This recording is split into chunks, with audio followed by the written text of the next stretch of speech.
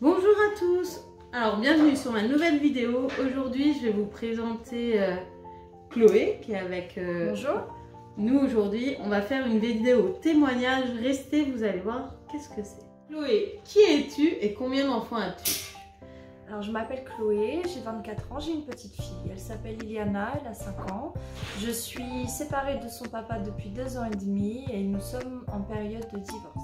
Salut Jésus. J'ai connu Jésus par le biais de mes parents qui avaient quelques notions de foi. Et toute petite, ma maman, à l'âge de 8 ans, lisait la Bible et priait avec moi le soir.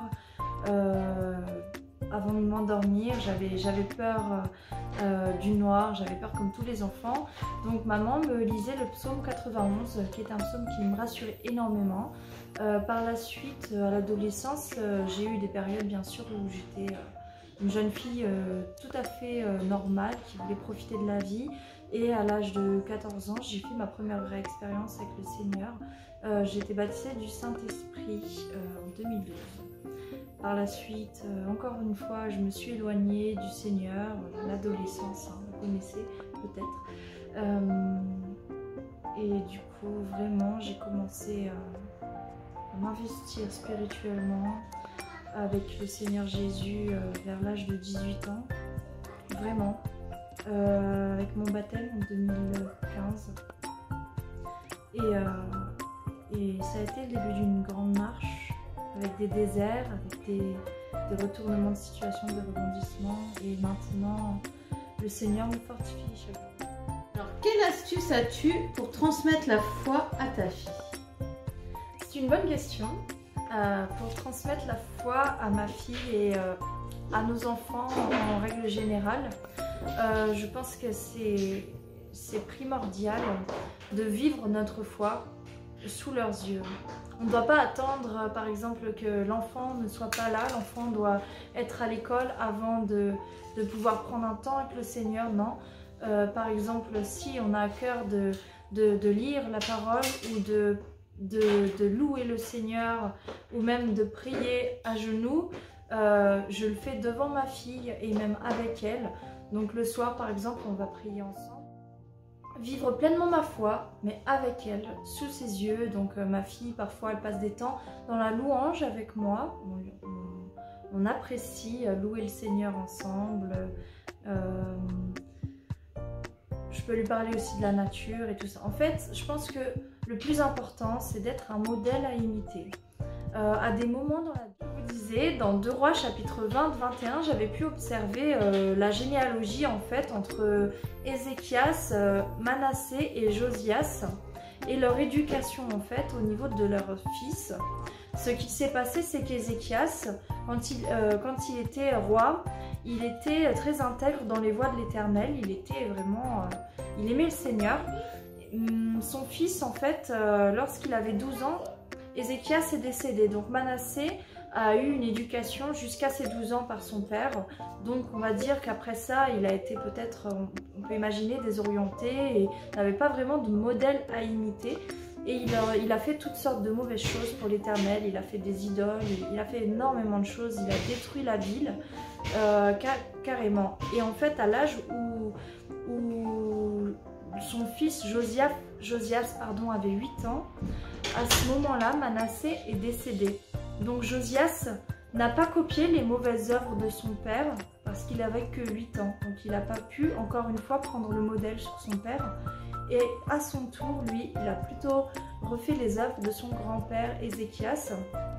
Il a reconstruit toutes choses. Il a fait vraiment les œuvres de l'Éternel en tant que roi, dans sa propre vie. Et c'était très intéressant à voir.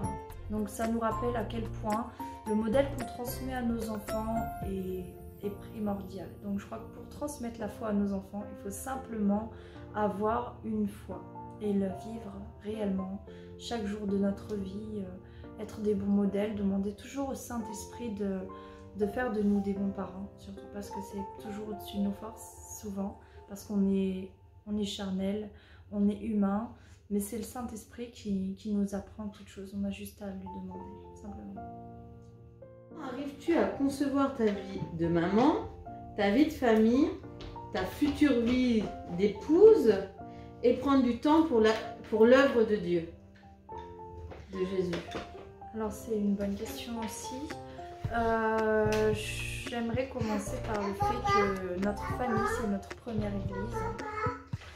Donc déjà au sein de notre vie quotidienne, au sein de notre famille, on sert déjà le Seigneur de différentes manières.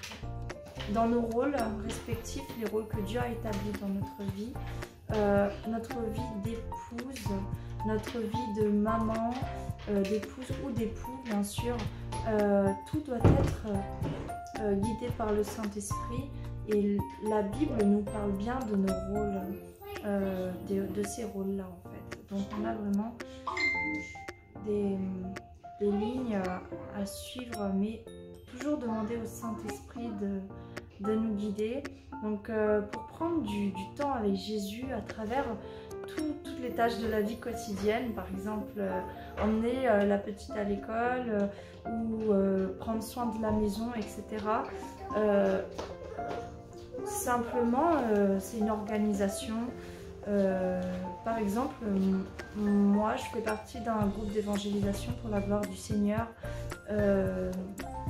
J'évangélise dans les rues. Donc à un moment donné c'était un peu compliqué parce que par exemple pendant les vacances scolaires ma fille n'a pas d'école et je la garde seule parce que son papa n'est pas en région. Pour partir évangéliser dans la rue, j'attendais toujours qu'elle soit en cours à l'école.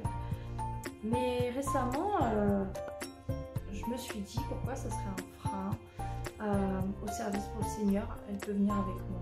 Donc elle est venue avec nous et puis en fait on s'adapte, hein, on fait les choses comme elles viennent.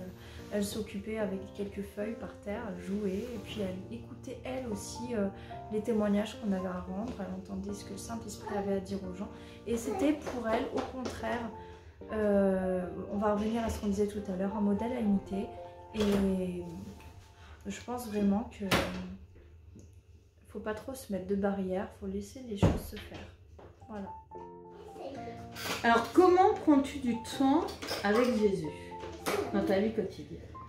Alors, bon, du temps avec Jésus, déjà pour moi c'est H24, mais vraiment pour avoir vraiment un moment calme avec le Seigneur, c'est plutôt le soir. Au moment où je vais mettre ma fille au lit, au moment où je vais pouvoir me concentrer dans la lecture de la parole, dans le partage de la parole avec éventuellement des frères et sœurs, éventuellement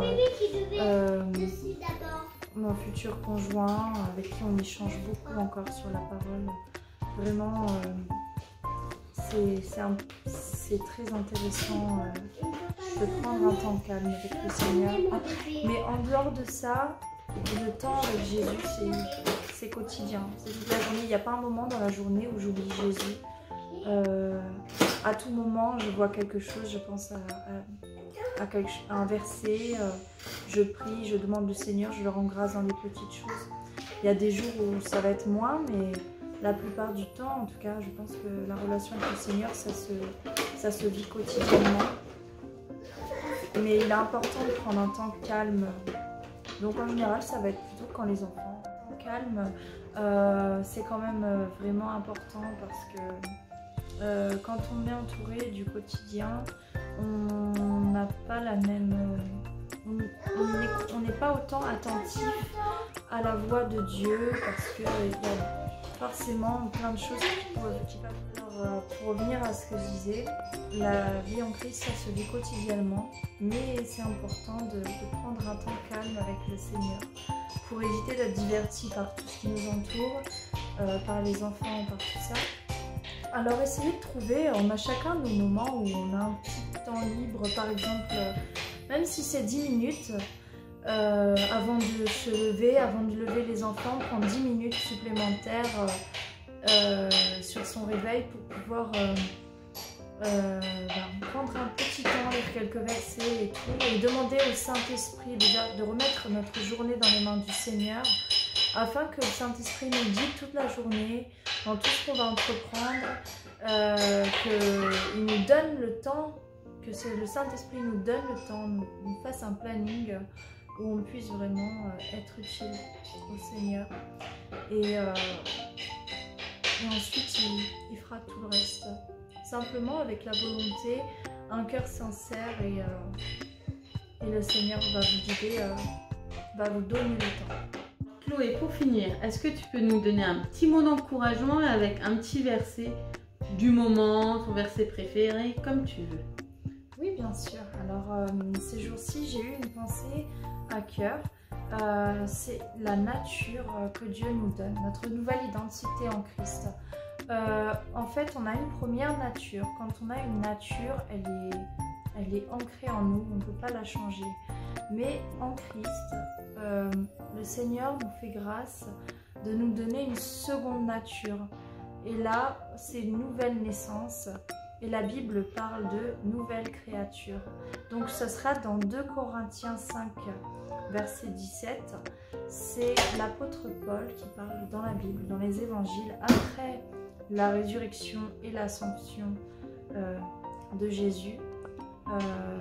Alors il dit, si quelqu'un est en Christ, il est une nouvelle créature. Les choses anciennes sont passées et voici toutes choses sont devenues nouvelles. Donc aujourd'hui, je voudrais vraiment vous encourager à ne pas regarder à votre passé, à ne pas regarder qui vous étiez, mais à regarder ce que Jésus a fait de vous et veut faire de vous plus tard. Ce qu'il peut faire de vous dans votre rôle de femme, dans votre rôle de maman et dans votre rôle de serviteur de Christ. Il a beaucoup de plans et la Bible dit aussi que ces plans sont parfaits, pleins d'espérance et de paix. Donc faites simplement confiance au Seigneur, il va tout changer pour vous. Voilà, merci Chloé pour ce temps de partage que tu nous as donné. Pour vous, si vous n'êtes pas encore abonné, vous pouvez vous abonner. N'oubliez pas la petite cloche. Vous pouvez mettre des pouces si vous avez aimé. Et n'oubliez pas de mettre des commentaires si vous avez envie qu'on prie pour vous, pour un sujet. Vous pouvez aussi m'envoyer des messages, il n'y a pas de souci. Vous pouvez me suivre sur Instagram, Maman Multitâche. Il sera juste là. Et n'oubliez pas surtout que le Seigneur il vous aime, que tout le monde peut changer. Et la première chose à penser, c'est que on est les enfants de Dieu et il ne nous abandonnera jamais. Exactement. Beaucoup. Merci Chloé encore. Et puis on vous dit à bientôt. Je vous dis bientôt. à la semaine prochaine. Bisous. Salut.